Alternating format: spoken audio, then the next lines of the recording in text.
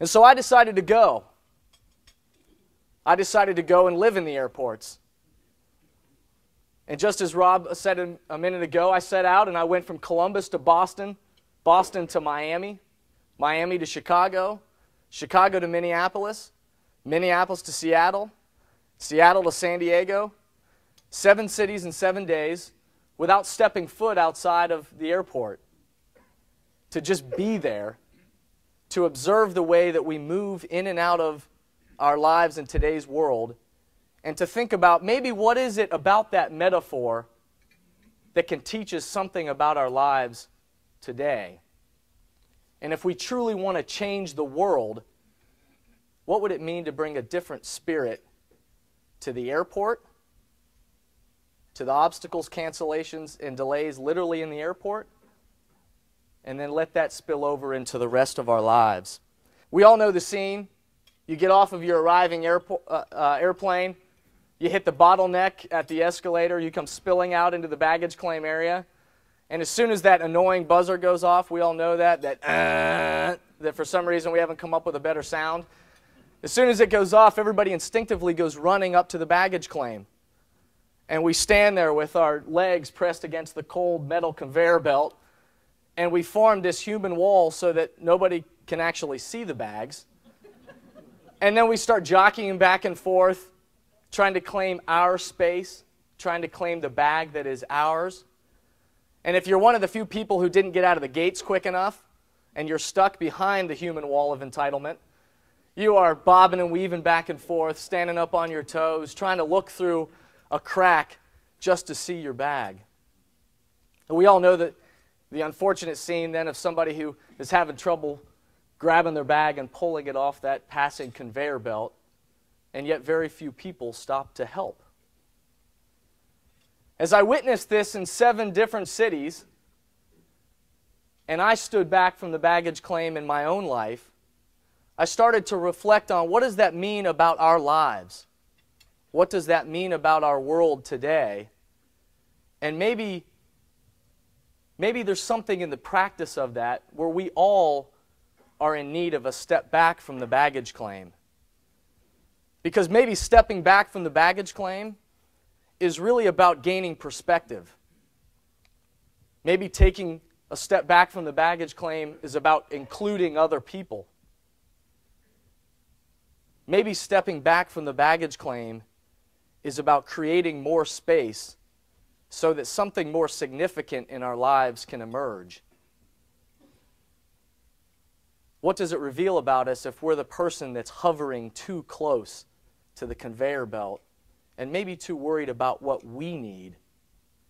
Maybe at that moment in our lives, either literally in the airport or in some other area of our lives, maybe it's time for us to step back from the baggage claim. In fact, I think our country right now is in the middle of a step back from the baggage claim. With the economy, with a war, every single one of us in our personal lives, in our businesses, we are being challenged right now to step back from the baggage claim, to not hover so close to what we thought we knew, and to step back to let a different perspective arise, to maybe think about what does it mean to include the people around us, and hopefully create some space so that something greater, something more significant in our lives can emerge. Maybe on the individual level, maybe on our country level, maybe for the world, we're in the midst of a step back from the baggage claim. Maybe it's time for us to rethink some things that we've always thought we knew. I wonder what that would look like in our individual lives and also in our businesses and organizations and for this world. My final thought today is that the purpose of the book is to invite all of us to travel gracefully.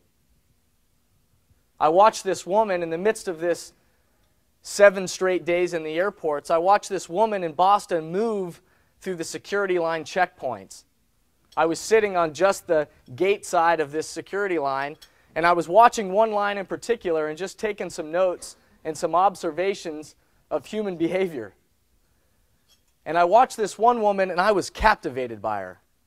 She was probably in her early 30s, and she was one of the only people to be additionally searched. She was chosen, and they pulled her aside, and this TSA worker threw her bag up on the table and immediately unzipped it and started just rifling through her things.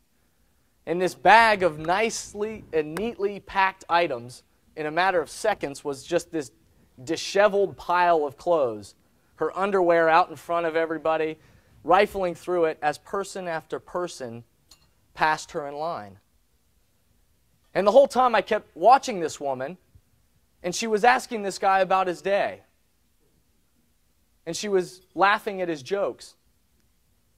And she was laughing at herself and telling about her day and where she was headed. And meanwhile, this guy just keeps rifling through her stuff, and person after person passes her in line. When all of a sudden he's done with his check, he says thank you and just walks away, and this pile of items just lay there on this table. And this woman starts to just scoop it back into her bag. Until all of a sudden, about mid-scoop, she just picks up her bag. It's not even all packed together. And she starts running. And I thought to myself, oh, she's in a hurry. And sure enough, she came running out. And she started dashing down towards her gate.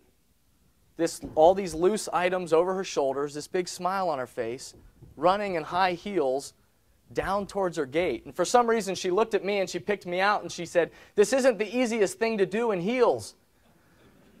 And I looked at her and I said, yeah, but you're doing it well. And she just flowed. And I kept watching her, and I kept asking myself, why wasn't she complaining? Why wasn't she frustrated that she was late for her plane? Why wasn't she moaning about the fact that how unfair this was, that she was the only one that was chosen? Why wasn't she upset that her nice and neatly packed bag was now this pile of disheveled items? She was traveling gracefully. And I can't tell you anything about this woman. I can't tell you what her faith is. I can't tell you what her beliefs are. I can't tell you what she thinks the answers to the problems of the world are. But just by watching her, I can tell you everything about the vitality of her spirit.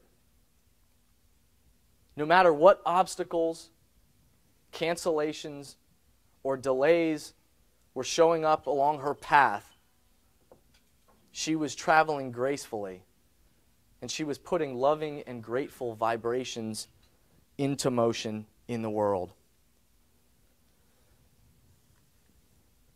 This isn't about a book, a nice book. And this certainly today isn't about just a nice speech. What this book hopefully is about is a call for all of us to put more loving and grateful vibrations into motion in the world. Whether it's the everyday things that you all do here as a part of being a Rotarian, the projects you support, the loving and grateful vibrations you try to put into motion, or just the way that you're going to choose to bump into everybody the rest of today from the minute you rise from your seats. And maybe the next time you go to the airport, you will see things from a slightly different angle of vision as you think about this book.